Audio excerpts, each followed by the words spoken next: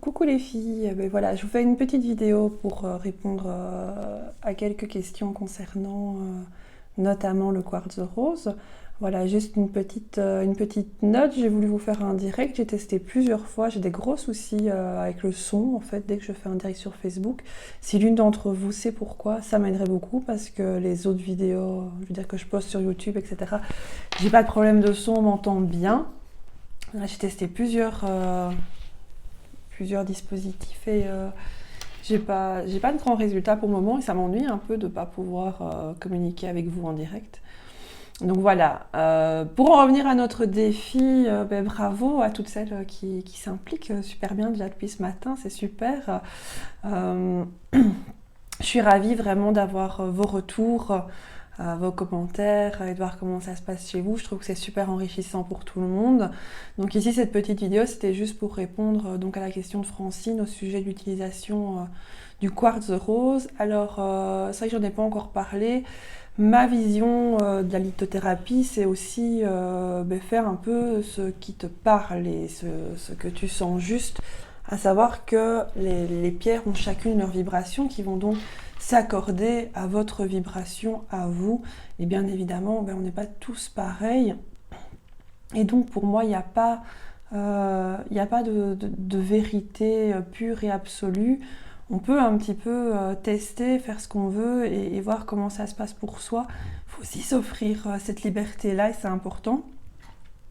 Maintenant, je vais vous donner un petit peu plus d'infos du coup sur ce qu'on dit de cette pierre sans que ça doive vous bloquer ou quoi que ce soit.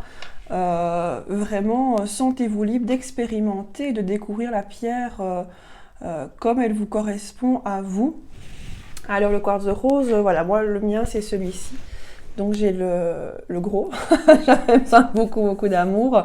Donc voilà, moi j'aime vraiment les pierres brutes, vous en trouverez des polies aussi.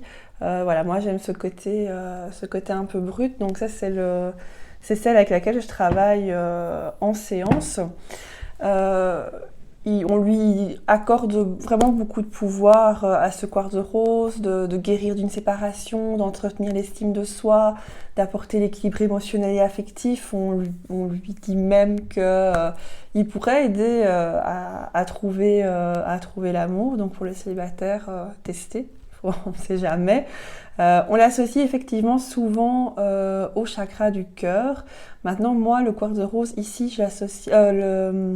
Oui, le quartz rose, je l'associe au chakra racine parce qu'on travaille sur l'estime de soi, sur l'amour de soi.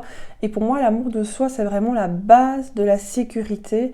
Et ça se construit réellement dans le chakra racine. Et le chakra racine vient toucher à tout ce qui est le foyer. Et votre premier foyer, c'est vous-même. Voilà pourquoi, pour moi, on se situe très fort aujourd'hui dans le rouge et dans le chakra racine.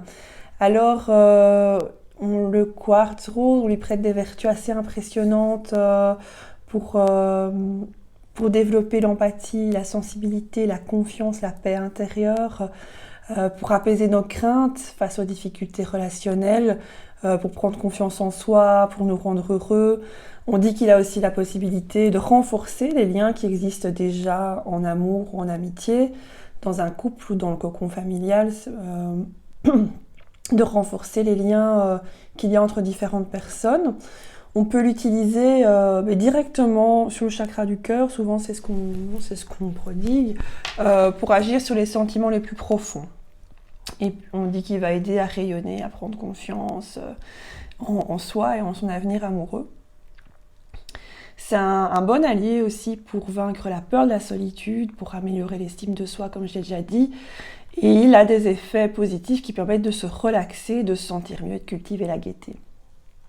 Donc c'est là qu'on dit que c'est une bonne recette pour attirer la personne idéale dans sa vie. Vous nous direz si ça a marché pour vous ou pas. Et pour celles qui sont en couple, on lui prête aussi des vertus d'absorption des énergies négatives. Donc on peut en placer plusieurs à différents endroits de la maison. Et il vient absorber un petit peu le moins joli, le négatif chez tous les habitants de la maison. Dans le couple, on dit qu'il favorise une bonne communication, qui favorise la tendresse, la compassion dans la relation, qu'il a des vertus calmantes et apaisantes, notamment en cas de dispute. Et donc, comme je vous disais, d'absorption des ondes négatives. Donc en couple, ça peut vraiment être très sympa. On dit aussi qu'il peut guérir les chagrins amoureux. Aider à traverser les étapes du deuil amoureux parce qu'il purifie le cœur et il l'ouvre à d'autres possibilités. Et puis rien qu'en travaillant tout ce qui est estime de soi, on vient aussi guérir ces blessures de cœur. On peut l'utiliser voilà, en bijoux, en le portant.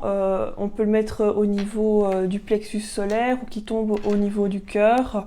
Ça peut, au niveau du plexus, il va vraiment venir travailler tout ce qui est estime de soi et puissance. Au niveau du chakra du cœur, on vient dans des guérisons amoureuses, des guérisons de blessures d'amour, etc.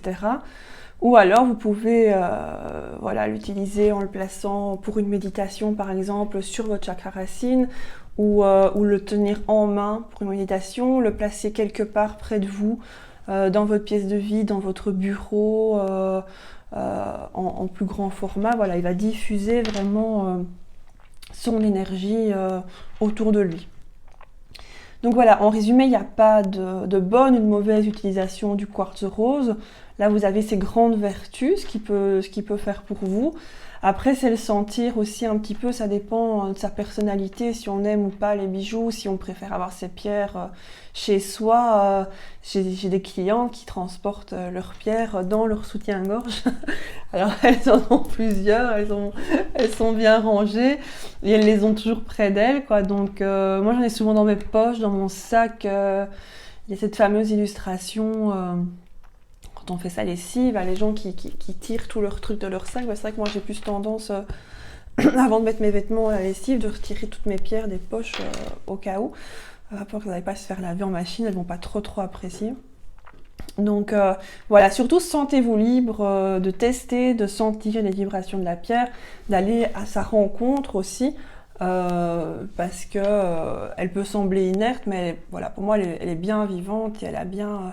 sa personnalité. Prenez le temps si vous allez en boutique de voir celle qui vous appelle en fait, tout simplement aussi, de suivre un peu votre intuition et de voir celle que vous allez avoir envie d'acheter et de suivre ça. Faites attention quand même, une petite note aux boutiques où vous allez, à la provenance des pierres. Moi je pense sincèrement que les conditions d'extraction de la pierre sont quand même très importantes.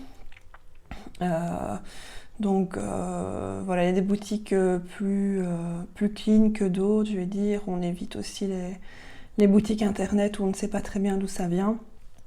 Mais voilà, ça reste au libre choix de chacune. Soyez vigilante parce que c'est pas toujours évident de reconnaître une vraie pierre d'une fausse. Et voilà, il y a quand même beaucoup de charlatans dans le monde de la lithothérapie et on se retrouve parfois avec des pierres qui sont totalement superficielles et qui n'ont donc pas les propriétés recherchées. Voilà, j'espère que ça répond à cette question. N'hésitez pas si vous en avez d'autres et je vous fais des gros bisous.